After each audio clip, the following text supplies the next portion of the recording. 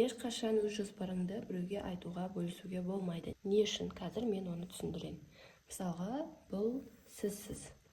Мен мына жерде сізді X деп белгілейін, мынаны X1, X2, X3 деп. Мысалға, әрқайсымыз өмірде әртүрлі энергетический деңгейде тұрамыз. Мысалға, бұл сен қазір 0-де тұрсың деп есептейін. Сосын сенен төменде тұратын адам бар өміріңде. Ол не важно, кім болуы. Мысалға, оны X2 дедік та. Мына адам X1 сенімен бірдей деңгейде, мынау сенен жоғары тұр.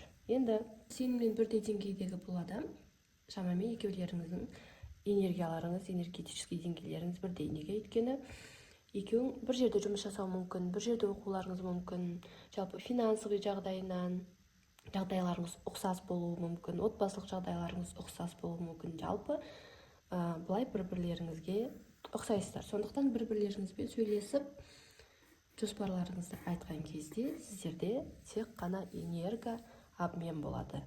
Энергиялық алмасу болады. Андай өзіңізбен бір дәрежедегі адамдармен сөйлескен кезде сіз бір орында тұрасыз. Не минусқа да кетпейсіз, не өспейсіз де, жалпы. Сіз өзіңізден төмен энергиялық деңгейдегі адаммен сөйлесесіз.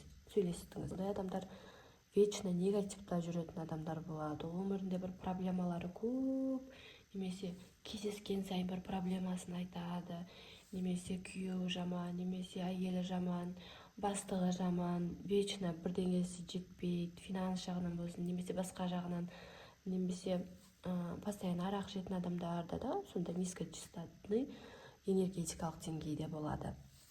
Енді ол адамдармен сіз өзіңіздің планыңызды айттыңыз.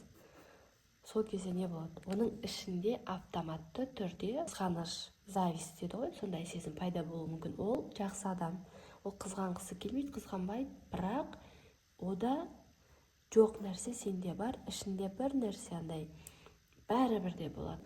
Мысалға, сен айтасың, мен осындай ақша жинап машина алайын деп жатырмын деп бөлістің.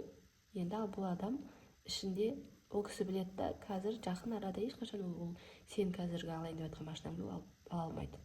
Сондықтан сен үшін қуанышты болуы мүмкін, сонда да бірақ ішінен расстроиться етіп қалуы мүмкін. Сол себепті ондай адамдар мен сөйлескеннен кейін, мысалға сіздің энергияңыз мынандай толы болатын болса, сөйлескеннен кейін бір қандай да бір адамдармен осындай сіздің энергияңыз түк қалмай қалады, мына жаққа сливаться етіп кетеді. Өйткені бұл минус деңгейде. Сіз 0-де болсаңыз, мынау плюсте болса, мынау минуста. Постоянно энергияны сорады. Бұндай адамдарды энергетический вампирлар деп аталады. Сол себепті ондай адамдармен қалай сөйлесу керек? Сен оның шамамен энергетический вампир екенін білесің. Сен оны алыстан ғана сәлем, жақсы, өзің қалайсың, менде де бәрі жақсы. Болды, осымен тоқтату керек әңгімені да.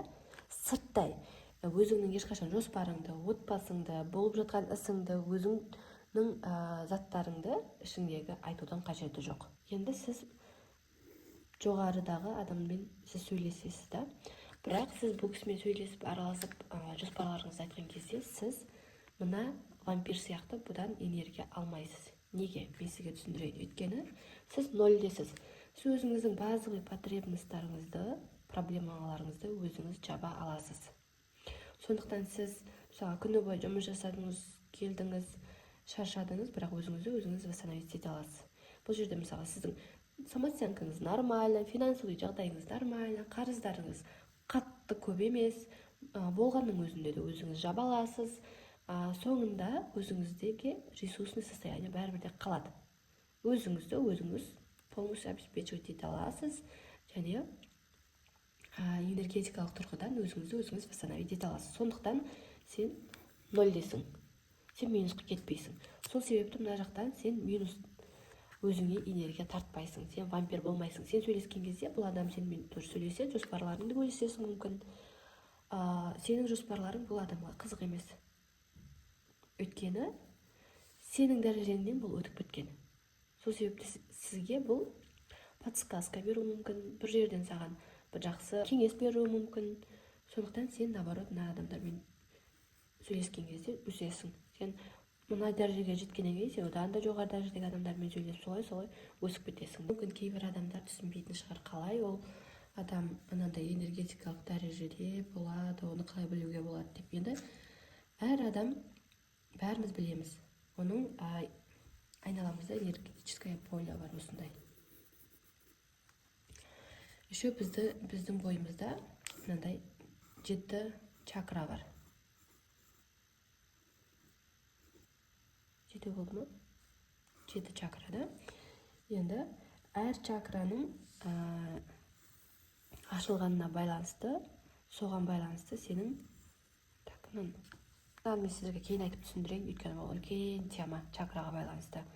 Енді айтайын, мысалға біреудің энергетикасы бүйтіп кәдімгідей жанып үлкен болып тұрса, кейбір адамдардікі бүйтіп наоборот бүйтіп энергетикасы қысылып аз болады. Энергияң аз болған сайын сенің күшің, жалпы мотивацияң, өмірге деген құлшынысың аз болады. Ал бүйтіп көбейіп жанып тұрған сайын сенің күшің көп, сенің мотивацияң, жалпы өмірге деген құлшынысың күшті болып жанып тұрасың да, сен постоянно өсесің.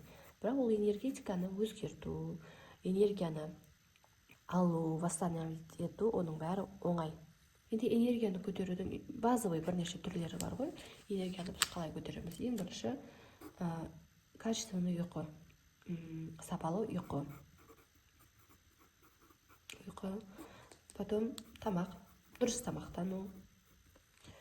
Өйткені біз тамақтан, ұйқыдан біз энергия аламыз. Сосын қозғалыс.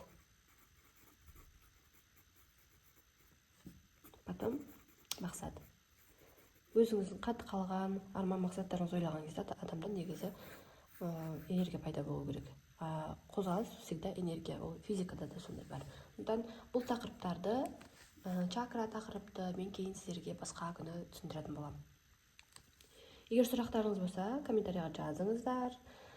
Немесе опыттарыңыз болған болса, осындай низкочастотный адамдармен сөйлескен, немесе күшті энергетикасы жоғары адамдармен сөйлесіп көтерілген, оның бәрін жазып өтсеңіздер болады. Сіздермен бірге болған мен Ақерке. Менің каналыма тіркеліңіздер, бірге дамиық.